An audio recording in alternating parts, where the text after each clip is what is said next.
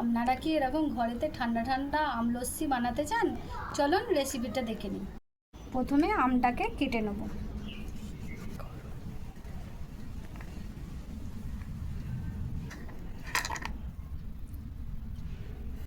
এবারে কাটা আমগুলোকে মিক্সারে দিয়ে দেবো। মিক্সারে দেওয়া হয়ে গেছে। এবার দইটা কেটে মিক্সারে দিয়ে দেবো। এবারে কাজুটা দিয়ে দেবো।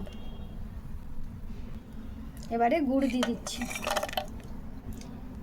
এবারে হালকা জল দিয়ে মিক্সারে গুলে নেব। এবারে পরিমাণ মতন জল দিয়ে দেবো। এবারে মিক্সারে ব্লেন্ড করে নেব।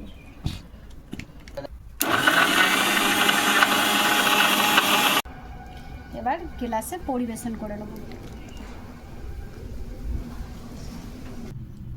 এবার ঠান্ডা ঠান্ডা বরফ দিয়ে দিচ্ছি আর কিশমিশগুলো উপর থেকে দিয়ে দিচ্ছি।